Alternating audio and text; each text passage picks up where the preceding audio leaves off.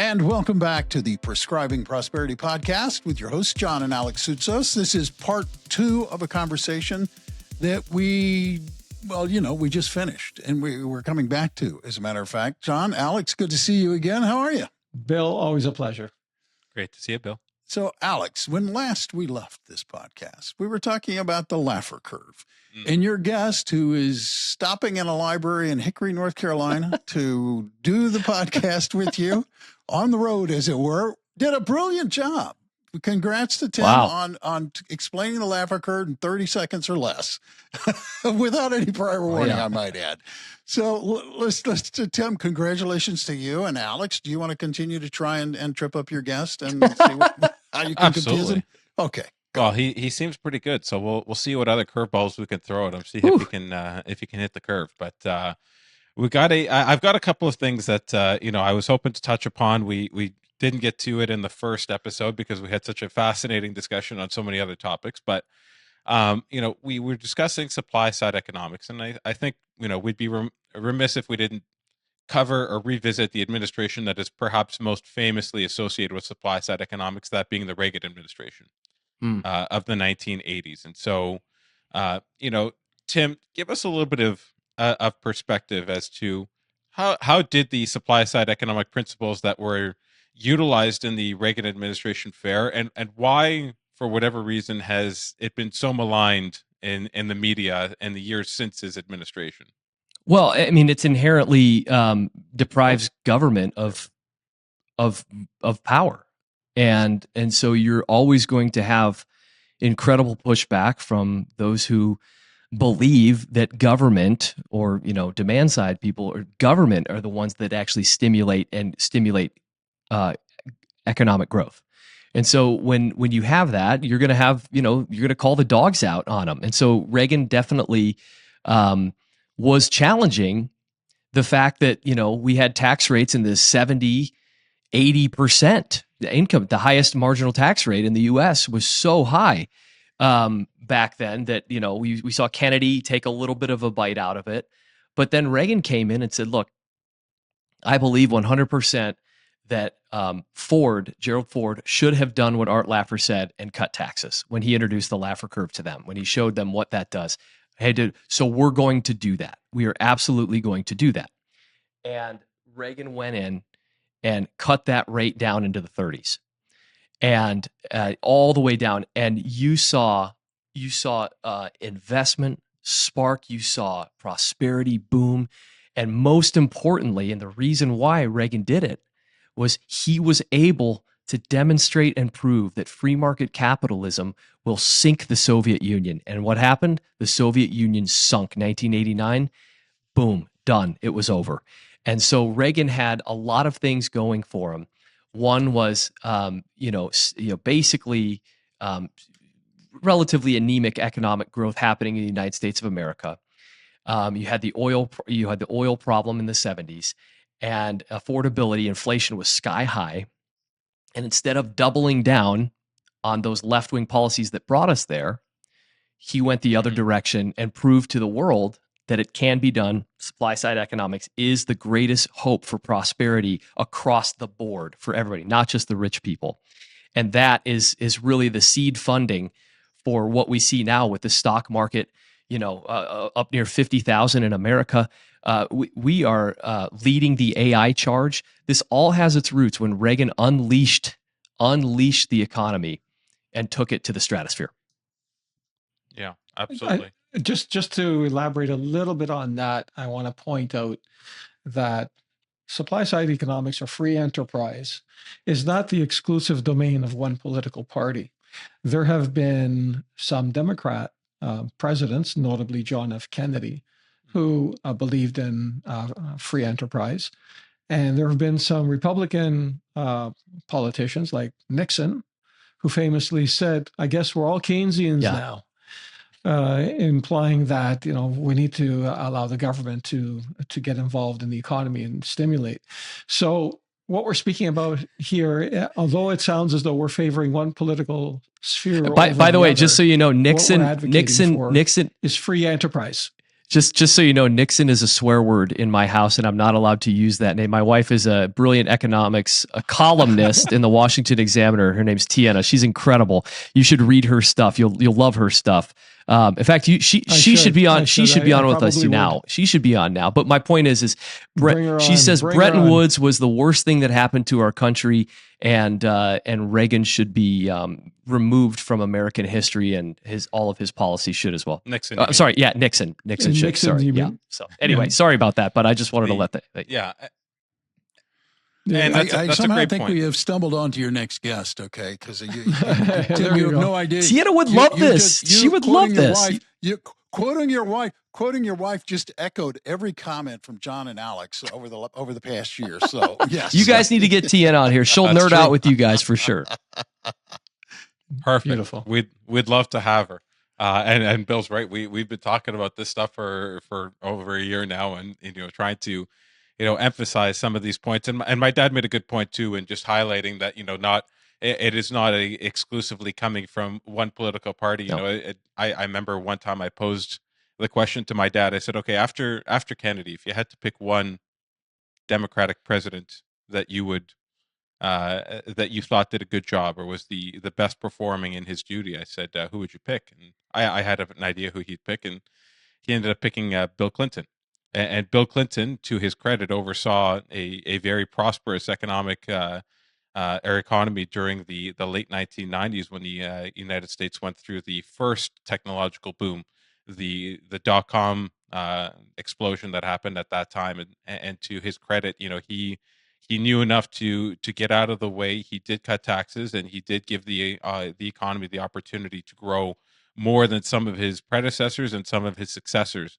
And one of the successors that I quickly wanted to touch upon was the presidential regime that existed in from 2020 to 2024. They believed strongly in MMT, modern monetary theory, and so I wanted to know if you could quickly just give us a quick compare and contrast to how modern monetary theory compares to supply side economics.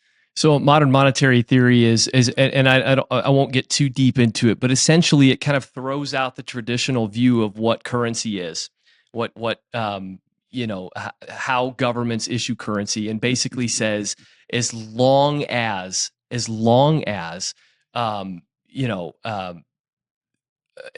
as a country has control of their currency, it doesn't matter how much you print money. Just keep printing. You can continue to bail yourself out of it. So, it basically decrees that governments that issue their currency don't need to rely on taxes or borrowing for spending, since they can just print it. So just print it, and that's exactly what has been going on in the United States of America. Under both left and right, we've just been printing and borrowing money. We don't need to worry about what's coming in. We don't need to worry. We can just print it. We can borrow it, and it's devastating, and it's irresponsible. And we're going to start seeing the fruits of that in 2033, when Social Security is forced to cut for the first time. Benefits will be cut in 2033 by 23%, and that's huge. That's a big deal, because we continue to go down this hole of, it's a huge deal for people who rely on that. By the way, Social Security, if you don't know, is what is basically the government-sponsored retirement program for people. I pay into Social Security every single month, and one day, will anything be there? Probably not. So that's just a tax propping this flawed program up. And so we have a lot of MMT, ideas of MMT to thank for that consequence. And both political parties are guilty of doing that over the course of history, both Republican and Democrat, and here in Canada likewise. And at some point, you need to take on some responsibility. Now, President Trump has said he hopes to grow the economy sufficiently that they don't have to cut Social Security when that time frame arrives. It's going to have to be both, so I think. I mean, if you keep going this way, I mean, yes, you can unleash the economy to grow and grow and grow and grow and grow until a Democrat gets in office. and they pump the brakes and they start doing exactly what we're talking about here. They start putting Keynesian models in. They start taking from producers, and producers say, okay, well, I'm going to close up shop, or I'm going to not expand. Yeah. I'm going to do all of these things. No, maybe. And therefore revenue to the government won't come in, and we maybe- won't save Social Security. Well, maybe you can get a more centrist Democrat in the future, like Bill Clinton or JFK, who might be able to. Bill Clinton was a look at capitalist. things, a little bit differently, but Bill Clinton yeah, was exactly. a capitalist for sure. Now, to just to finalize this subject matter, Alexander, MMT, the implications of MMT are inflation, and to drive the point home, and I've done the this is where your wife would have been good here, Tim, because she would have nerded out on. She would have, yes. $1 million when I was a young man starting my career. If somebody had $1 million, that was a lot of money. You could buy a house when I started my career for $150,000. Today, the average house in the Greater Toronto area is about $1 million, between $1 million and $1.2 million. But when you do the math on the inflation from the early 80s to the present, $1 million in the early 80s today is $4 million. So people who think, "Oh, I'm a millionaire, I must be rich," not really. You are rich when you get to 4 or 5 million. Then and even then you're not rich. You're well off at 4 to 5 million, but you're not rich. So that's what inflation and the constant printing of money has done to the economy over the course of time. And periodically, some left-wing person or economist will come up with a new term to try and legitimize this belief that you can print money ad infinitum. And so they came up with this fancy term, modern monetary theory, which is just complete crap. It's not a real theory. Well, it's a theory, but it's not a legitimate area of study. It's not a legitimate area of economics. It's not grounded in evidence. No, it's not grounded in evidence. But it helps. And but so it helps. It is just it helps government grow, though. Definitely helps government grow and take more power away from us. And that's what it's all about. That's what socialism is all about, is to empower the people in charge to remain in power, and that's it. Anyway, can I say something that you said? And you were. I think we fall into traps set by the left very often, and one of those is, what is rich? He's like, you're not rich at 1, but you may be rich at 4 or 5 million. And in my opinion, you know what? Damn those people who label rich on anyone. Rich is what I say I am. Rich is what I say I am. I'm not rich unless I have $1 billion.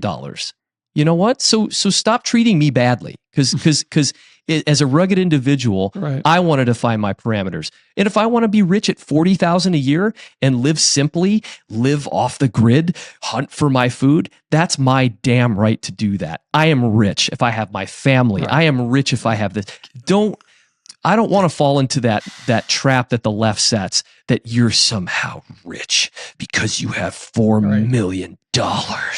You rich bastard. It's just, I just wanted to, I know you didn't mean that, and I'm not saying that, but the left sets that trap for us, and we play to that game, that premise all the time. It's okay, Tim. I have a thick skin. Sticks and stones may break my bones, but names will never hurt me.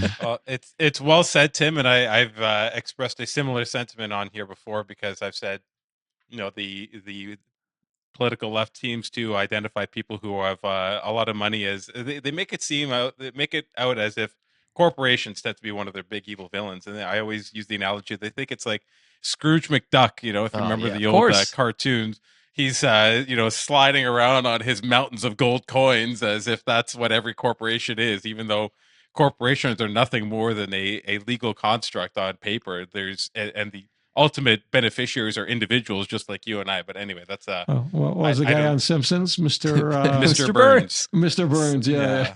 Sitting there running the nuclear power plant and squeezing every last nickel till the buffalo choked. But anyway, the next thing I wanted to go into is, as we move away from the different monetary theories and economic theories, is going into taxes. I know, Dad, you wanted to talk about tariffs, and I think before we wrap up, we'd be remiss if we didn't talk about Kevin Warsh's incoming regime. But let's discuss just the personal tax rates before we get into tariffs. Okay. Sorry. Go ahead, Ben. And so what I was going to ask you is, so Tim, we saw the crystallization of the Trump tax cuts from the first regime once he came into power again here at the beginning of 2025. Yeah. Do you believe that the current personal tax rates are still too high, or do you think they are appropriately situated now to enable the economy to be as prosperous as it possibly can be? No, they're still too high. Yeah, they're still too high. So Tim, clarify for our Canadian Yeah. audience what the highest marginal tax rate is at the federal level in the United Well, you're States. looking. Well, you can't just do that. You got to factor in the state income tax, and then you got to factor. No, I so understand, you're but looking at just about for- 40%. You're looking at about 40% when you include Right. various different taxes and things like that. About 40% at the top rate. Yeah. But that's a Yeah. combined federal state. No. But that Yeah. at the no, just the federal, That's- because I thought it was 37.5. Well, I mean, but then at you have the federal level. Obamacare tax. Then you've got all sorts of different things that I factor into that. But yeah, so the income tax rate, 37.5. But yeah. Yeah. Okay. And so, at 37.5, just for comparison, in Canada, our highest marginal tax rate is 54%. But that's a blended rate. It is a blended rate, but Okay. just for people to understand, and it's hard because there's so much variation in the income taxes, but the tax rate system. Do you believe that in its current construction it is appropriate, or do you believe that it should be overhauled in some capacity? And I know you said the tax rates are too high. Maybe let's start with, where do you think they would be a more appropriate level? Well, first of all, I don't think that you put lipstick on a pig, it's still a pig. And I think that we need a flat tax in the United States of America. We need to move away from remember what I said, the tax code is this thick. All of those are different carve outs is for certain people to pay less taxes than other people. Well, that's not going to the lowest possible rate with the broadest base. If you have a flat tax, you're going to unleash so much capital into the economy. And by the way, just so you know, a flat tax would be the same rate for every single person paying taxes on what they make. So it's not a progressive scale. It's just, I think what the most recent plan is now, since we're so far in debt, I think we could do a 13% flat tax. I think that's what the libertarians are saying right now. And by the way, it would be great to do it, but I don't think it's going to happen. But if you're asking what the most ideal would be for the U.S., it would be a flat tax, and it would be incredible. Isn't it ironic that the former Soviet bloc countries have moved to a flat tax, like Russia itself? I mean, that's a whole nother situation, because then you're going into oligarchs and you're going into, finger on the scale. Can you actually open a business? Do you have rule of law? Do you have property rights? These are things that the U.S. does take very seriously still. And while our tax system might be a little FUBAR, we do have a means to adjudicate claims that we have between parties, and we do have respect for private property, and we do have the laboratory of democracies at the state level where people can choose their own destiny and their own future. Absolutely, and I think that's a great framework of building around it. But yeah, I understand my dad's point too, which is that it's ironic that the countries that had the previous version, the most strenuous version of socialism possible, beyond even what is occurring in Canada or in the United States, those countries that have rebuked those forms of government are now in the most economically prosperous or idealistic tax regime but that again, we would love to see implemented. Again, I moved to Albania during COVID. I was single at the time, and my office was closed. And I said, well, what countries are open? They don't make me test to get in. So it was the alphabetical list, and I wanted to go snowboarding because I'm a snowboarder. And I go, where has snow right now and that's open? The first country that came up was Albania. I said, all right, I'm going there. Got an Airbnb for a couple months, moved there, didn't want to talk to anybody. somebody there found out that somebody from Heritage Foundation was there. I was at the Heritage Foundation at the time. And next thing I know, I'm meeting the prime minister. I had to go buy a suit because I had snowboarding clothes. I mean, I didn't want to talk to anybody. I just wanted to work. Yeah. And next thing I know, they're talking about their tax rate. I'm like, why aren't more businesses moving here? Why? Why aren't they moving to the Balkans where they have these lower tax rates and low regulations? And then you realize how corrupt it is. And then you realize how impossible it would be for a U.S. company to survive unless they had the weight of, I don't know, the Chinese Communist Party behind them or the weight of mob bosses behind them. That's how success and prosperity is in those countries. Whereas in America, and I would say Canada as well, we are so fortunate. We are so blessed to have a government to support the best chance to support free market economics. We had a government. Yeah, I know, but Yeah. Not we had. Yeah, I get it, and I lament that. Yes, but next time you want to go to Albania, you should speak to a Greek first. Well, no, they are Greek. Everybody's they are Greek. They just call themselves Albanians. Oh, Tim, don't stroke his ego. He does enough of that on his own. Don't. You're walking. We're gonna have a history lesson. We're gonna have a history. By the way, lesson. my wife is a Serb. My wife is a Serb, and we go to a Greek restaurant every Friday night here in Washington D.C. And Nico, he claims that Serbs are just Greeks. Just they're all part of the family. Everybody's Greek. So. Well, the Greeks and the Serbs are very close cousins. They See, love that's each what he other, says. so. He's like, really? Yeah. I could write a script for him and just have his picture there and have it animated with all the things that he would say on this because I know every single. Hey, if you guys come to DC, I'll take you to the Monocle where Nick works there. It's all Greeks, man. It's great. The word Monaco is Greek, so right. Everything's Greek. Yeah, it's Greek. Yeah, sure. Dad. Okay, Dad. You wanted to talk about tariffs. It means tariffs, singular. not Greece, not our Greek history, not how everybody used to be Greek. So I want to talk about tariffs because I've heard Steve Moore. He hates tariffs. I know in supply side economics we hate tariffs, but in 2026, you have China. Yep. Yeah. And you have non-tariff trade barriers, and so. China is it's a communist country still. It's not a free enterprise economy, contrary to a lot of people still don't understand that. It's a communist country. And so it's a command economy. That's why they have a bunch of empty office buildings and a bunch of empty residential neighborhoods, not neighborhoods, entire cities of empty housing. But the problem with China is their leader does not encourage consumption.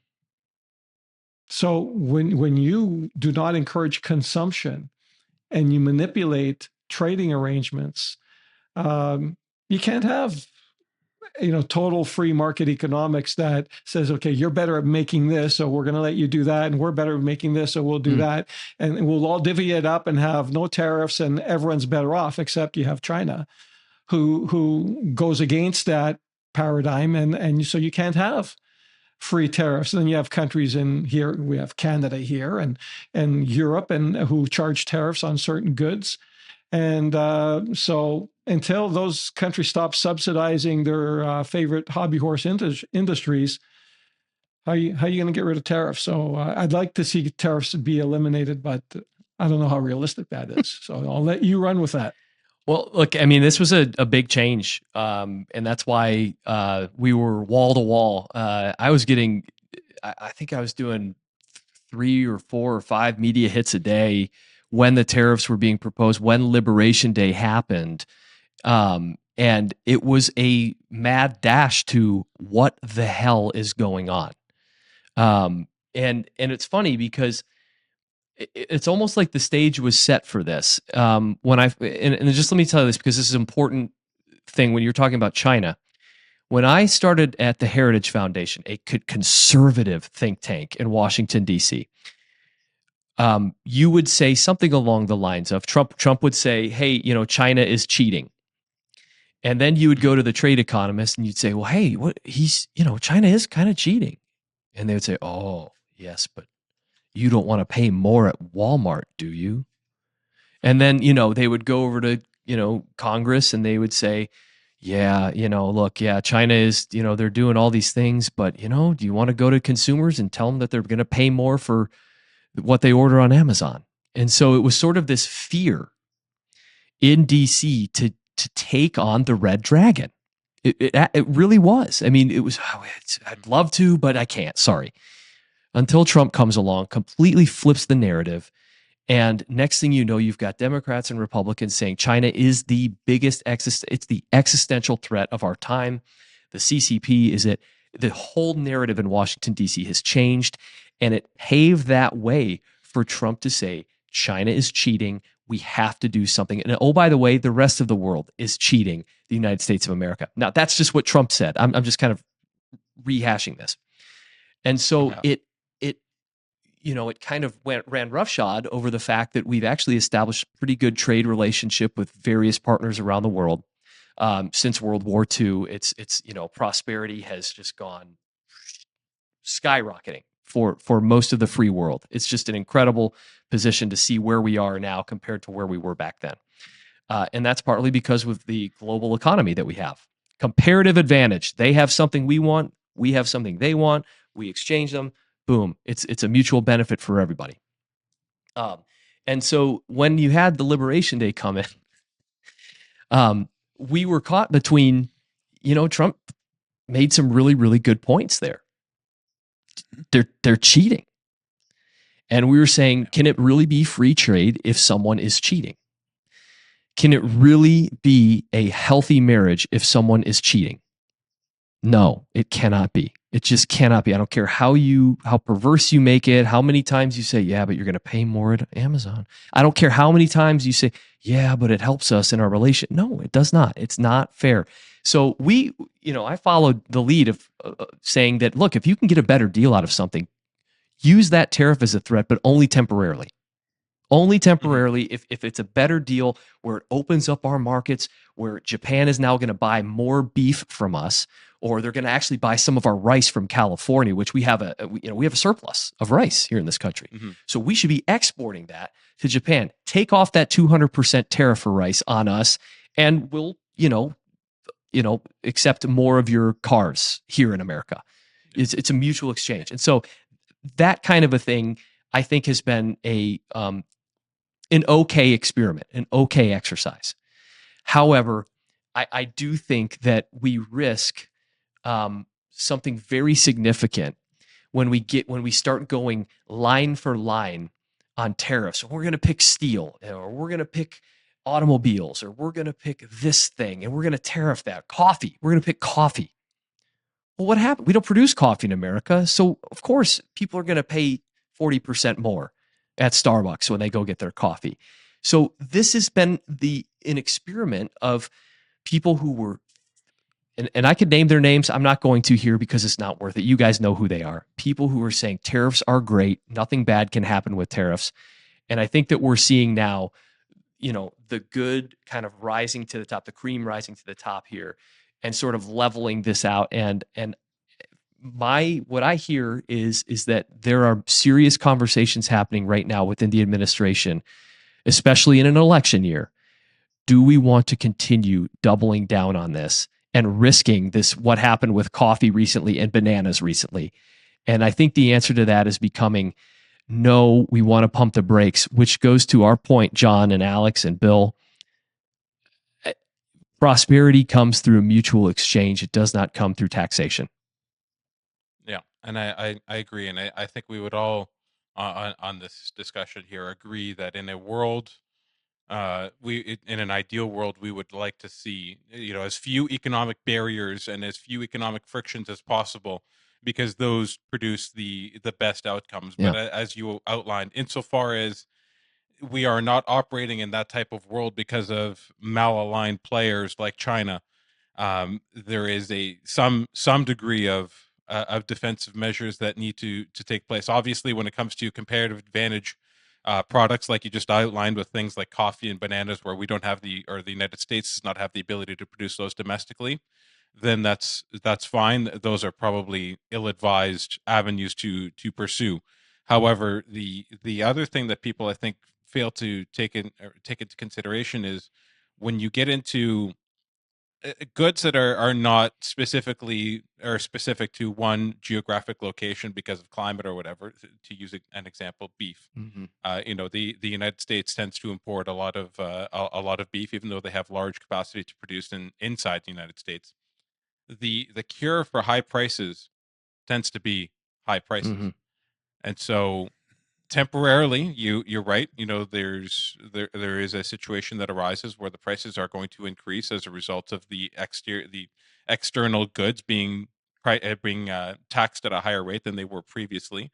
But what ends up happening is you end up with innovation and investment in different industries. And I use beef as a simplistic example, but this applies to other areas as well, like technology, where people will find ways to innovate and produce at lower price points in order to become more competitive in a marketplace that has become more expensive temporarily. And so in the long term, hopefully, and I don't agree with having tariffs or taxes of any form, but insofar as they exist now, my hope is that in the future we see some of those prices start to come down as domestic producers become more incentivized to find ways to produce at a lower cost point. Yeah. Agree or disagree, Tim? No, I agree. I think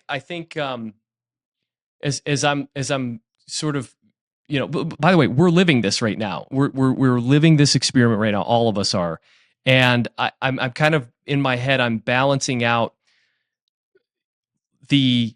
what the consequence has been when we've said that we don't want to raise taxes. We never want to raise taxes. We don't want to raise taxes. However, we did raise taxes by putting tariffs on items. And yet we saw the deficit now reduce, 18, 20% because we brought in, $265 billion that we weren't bringing in before. And so that's good for the bonds. That's good for interest rates. That's good for, in general, good for our economy.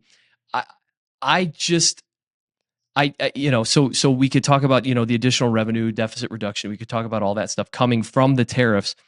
But in the end, I think that reshaping the entire global trade landscape, thank you, is going to be very, very tough if the Trump administration or somebody that believes the way the Trump administration isn't elected in 3 years. It's going to be very difficult to completely reshape the landscape for this, and so this may be a temporary conversation. It may be, but it also might not be, because Democrats love money and they love to spend money. If they see $268 billion of additional revenue coming in, then they might want to keep the tariffs on and actually go further in them and use this executive authority without going to Congress, which is very bad, I believe. That's a very bad thing to do. And so, look, I'm not a fan of tariffs. I'm not a fan of circumventing Congress, and I'm not a fan of the uncertainty that these bring. However, I do think that there is a lot of unfair practice and trading going on, not just in China, but not just with India, not just with Europe, but also with our friends in Canada. I do think that there is a lot of there's stuff that should be ironed out there for sure. Yeah, for sure. 100%. And before we transition here, I always find it funny. I heard, I don't remember where I heard it first, but somebody said to me, maybe it was Bill who told me, it took Donald Trump to make Nancy Pelosi a free market or free trade. A good politician. That's what she is. She's a good politician. Yeah, exactly. And a good insider trader. Well, we'll discuss that. Maybe time. Do you guys manage her? I mean, no. Okay, no, she's not a client. No, she's not a client. She doesn't need us. No one can approach her rates of return. Got Paul. She's got her husband Paul. Yeah, that's right. Yeah. He's brilliant. Anyway, but Dole Pineapple does wonderful things for you. Yeah. Let's transition quickly, because we're running out of time here, and I think it'd be great if we could get your perspective on the next Fed chairman, because I think this is going to be an important turning point in the the way the Fed is going to operate, or at least it shows the opportunity for this to be an important turning point in terms of how the Fed is going to operate in the future compared to how it has operated in the past, and especially under the current administration. So give us your perspective. What do you think about Kevin Warsh, and do you think he was a good choice for Yes, Fed chairman? 100%. I mean, this was awesome. And Kevin Warsh, we had dinner with him a couple weeks ago. He might be the most qualified candidate in Fed chair history. I think I think that if and when he gets confirmed, and remember, he has to go through Congress to be confirmed, and there are a few Republicans who are saying, "Hey, I don't think we're going to vote for this guy," including a Republican from the state I'm currently in right now. Tom Tillis has said, "Hey, I might not vote for this guy because he's upset with the indictment of Jerome Powell," which we can talk about. But I think that his highest priorities should be, and I think they are, one, you got to bring inflation down. That is, you got to keep those prices stable. Keep it down. Keep inflation down. Don't mess with the politics. Don't do what Jerome Powell did. Don't look at the election. Don't look at anything. Just do what's right. Do what's right. I think he's got to stop the dollar's slide. It's fallen about 10% since the start of Trump's second term. And of course, that has something to do with the tariffs, like we were talking about. And some here, this is important because I said some people on the right are kind of buying into some of these Keynesian ideas as a way of propping up and getting other outcomes that conservatives would like. That's a no-go. That is absolutely a no-go, because there are some people that are saying we need to have the dollar devalued. So it reshapes that trade landscape. So it reshapes the economy. So we can export. Exactly. More. Yeah, exactly. So we manufacture at home more, factories come back, and hey, look, it's wonderful. We're the 1950s again, which I don't want to go back to the 50s. They didn't have insulin back like this in the 50s. I don't want to go back there. I want to go forward. So anyway, if a strong dollar hurts the U.S. economy, pack up, folks. We're going home, because the last time I checked, it's the greatest thing in the world to know that no matter how screwed up we are here in America, the rest of the world is equally as screwed up, and they have one place to go, and that's the dollar or gold or crypto. But I think the dollar is still strong, and Kevin Warsh has the opportunity to actually make good on that promise, to actually make good on that bet that other people make on the dollar. So go ahead. When you say, Tim, that the trade-off between inflation and interest rates will not hold up under Kevin Warsh, meaning, as a supply-side economist, he believes he can cut rates without affecting inflation. Would you like to elaborate on that? Well, I think that he's going to actually take into effect. Yes. Cutting rates does not necessarily mean more inflation. What he's counting on is the supply side factor. He is actually factoring that in, which Jerome Powell does not score things dynamically. He does not look at hey, we're spending this, we're cutting taxes, which of course, if you score that statically, it says that there's going to be a budget, there's going to be a shortfall in the budget. They're not factoring in the growth that comes from it. They're not factoring in all the investment. They're not factoring in all of that stuff. So basically what I'm saying is Kevin Warsh believes, and he has for years, he's been a Fed board governor. He believes that is something that we have to take into effect, and interest rates can actually, reflect that as well. Whereas Powell, was not doing that at all. In fact, he was using the inverse of that. Well, look, we can't cut rates because we don't know how these tax cuts are really going to play out. We can't do this because we just don't know how these tariffs are going to play out, which is fundamentally, it's flawed. It's flawed. Yes. Yeah. Can I jump in here really quick for a second? Because I think for our Canadian listeners, it's especially important to point out that Jerome Powell is not going quietly into the night. Okay, And Tim, I'd love to get your perspective on that, because Powell has made it very clear. I don't know. As long as you continue to sue me, as long as you continue to investigate me, I'm going nowhere. Yeah. And it's like, he has really dug in his heels. And so my question is, at what point could we realistically expect to see meaningful change at the Fed? Warsh, lots of people love Warsh, very excited about him coming in, but Powell's got to get out of the way first, and he has not shown any indication that he's going to. Yeah, but Warsh would be the Fed. He'd be the chair, though, and you are a cast of several different different Fed board governors.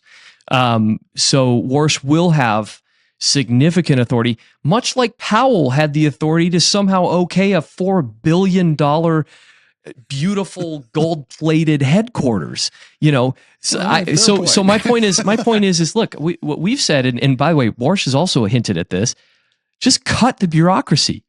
There's 3,000 economists at the Fed.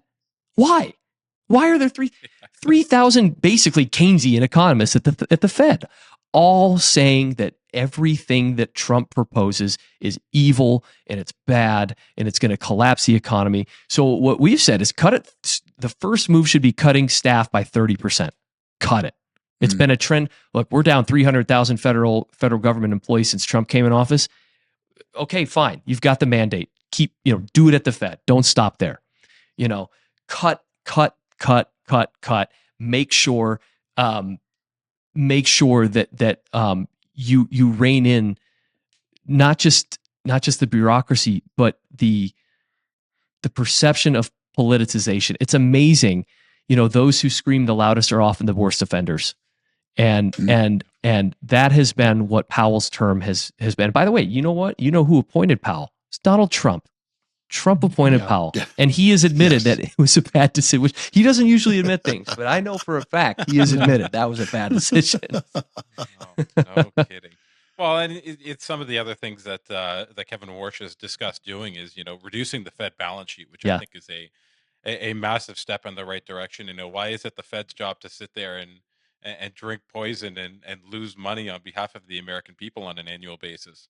And so that also will have an offsetting impact to cutting rates. If you implement quantitative tightening, you're removing fiscal stimulus from the economy at the same time that you lower rates, and it's going to offset each other. Not to mention the fact that, as you correctly highlighted, any sort of tax cuts which are already occurring are going to increase the money demand, and so therefore you have the ability to then increase money supply. As long as money supply does not increase faster than money demand, it should not be inflationary. And so you have the ability to lower rates further, because quite frankly, the rates that are in place right now, despite the fact that they claim they are neutral, they are actually still very restrictive. If you use private metrics for measuring inflation, and the New York Fed, we mention this all the time in our quarterly updates to our clients. The New York Fed has a measure of trying to determine what the neutral interest rate is for the U.S. economy. And if you use that neutral interest rate and you compare it to what the real interest rate is, which is the nominal interest rate less inflation in the United States right now, it is still above the neutral rate, meaning that policy is still very restrictive. There is opportunity for that policy to become less restrictive and still stimulate the economy without it being inflationary. But as you mentioned, Jerome Powell is politically motivated and has a lot of people whispering in his ears erroneously about the evils of potentially lowering policy further. And so hopefully the Warsh administration will have the opportunity to execute on some of those ambitions and create a further more robust economy in the United States. Warsh actually did say that the fact that we allowed the now $6.5 trillion balance sheet at the Fed was quote, it was the worst mistake the Fed made in 45 years. And so I think it's only fitting, and I think he would agree as well, that speeding up the sale of those assets actually would help bring inflation down, and it would boost affordability, and we would see a look at this point in DC. if you're barking for the status quo, especially at the Fed, you're just wrong. You're wrong. You're wrong. And I think the greatest magic trick Kevin Warsh can perform is if he convenes a conference at Jekyll Island and disbands the Fed completely. There you go. And we go back. Oh, there you go again, John. And we go to free enterprise and let the private sector figure it out. Oh, it's so good. Wow. Yeah, for sure. All in favor. Say hey, aye. if you and your wife want to have me over for dinner, I'll be happy to geek out on economics anytime you want. Let's do it. Let's go. And if you guys are in DC, we'll take you to the Monocle and show you how the real Greeks operate. Oh, there's only one real Greek here, and that's me. Yeah. Even though I'm not Greek. Doescher. Even though I'm not Greek. Dostoevsky. Oh boy. Okay, Bill, you better take over and land this puppy before. I know. I think my room here at the library is out too, so I think they're going to kick me out here soon. Okay. A bureaucrat will That's appear right. very That's shortly. right. So let's wrap this up. Tim, thanks so much for being a guest today. You're fantastic. If you join this conversation in the middle of this one, go back and listen to the first one. It's just as much fun. So, Tim, thanks for being here. Good luck for the rest of your travels. Appreciate you taking the time. John, Alex, for people who are listening to this program thinking, what did I stumble into? And they don't know who you are. What is the best way for them to call you and get in touch with you? First of all, God help them once they get to know us, because it's not a pretty picture. But if they do, it's info@med-wealth.ca, or they can visit our website, which is med-wealth.ca. And you can send us an email, get in touch with us. We will reach out. We're not as crazy as we seem, and we can have a conversation to discuss their situation and how we can help everybody. No, I want to assure everybody, I can absolutely promise you they're not as crazy as they seem. And in fact, if you get in and you reach out to them, be sure you get on John's email newsletter, because what you will learn really quickly is he returns a serious return on the investment. And he has, John, are you still number one, John, in terms of investment return at the moment? Our numbers are spectacular. We've outperformed the S&P 500 index over every time frame. And in the last 12 months, we've doubled the return of the S&P 500 index. So, we're doing well. 20% ahead year to date. So beautiful. Year to date, we're up 22% year to date. That's before the markets closed today. Our portfolio at the moment's up 1.4, which is 15 beeps ahead of the S&P. So, beautiful. We're going to be at 23% at the end of today on a year to date basis. Beautiful. And then, of course, Did you hear that, Tim? It takes a Canadian to give high returns to America. A lot of toonies and loonies, eh? Sure is, eh? Meet you at Timmy Ho's. Grab a double to go. And if you want more of this kind of conversation, hit that follow button and become a subscriber, because then you'll be notified every time a new episode of this podcast drops, and you can give that one a listen. And I got to get us out of here by saying thanks so much for taking the time to listen today. I'm Bill Tucker on behalf of John, Alex, and everybody at MedWealth Financial. Thanks. And I'm sure we'll catch you next time. Thank you for listening to Prescribing Prosperity. Visit our website at med-wealth.ca. That's med-wealth.ca for more information or to connect with us for a consultation. Don't forget to click the follow button to be notified when new episodes become available. The information covered and posted represents the views and opinions of the hosts and their guests and does not necessarily represent the views or opinions of IPC Securities Corporation. The content has been made available for informational and educational purposes only. The content is not intended to be a substitute for professional investment advice. Always seek the advice of a qualified and licensed financial service provider with any questions you may have regarding your investment or retirement planning. MedWealth Financial Services can provide a private consultation to help you determine the suitability of any guidance discussed on the show.